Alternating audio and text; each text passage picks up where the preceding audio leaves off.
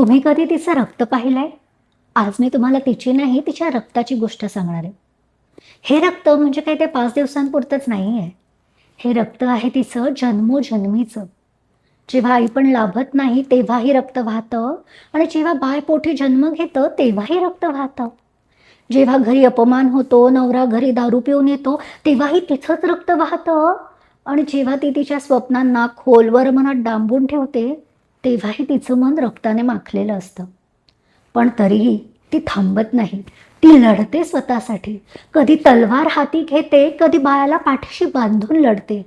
कधी स्त्री शिक्षणासाठी उभी राहते, तर कधी अंतरिक्षाला गवसणी घालते. एवढंच कशाला? ती रोज ऑफिसमध्ये स्वतःला सिद्ध करते. घर सांभाळताना ती तारेवरची कसरत करते आणि कदाचित ती तेव्हाही रक्ताळलेली असते, कुठल्या ना कुठल्या प्रकारे. पण हृदयाने ना या रक्त वाहण्याला एक लय दिली आहे. त्यामुळे ती जिथे जिथे उभी राहते ना, तिथे तिला आणि तिच्या भोवती असलेल्या सगळ्यांना एक लय सापडते. आपण जेव्हा तिचा आणि ह्या लयीचा आदर करू ना, तेव्हाच आपल्या आयुष्याचं गाणं सुरेल होईल.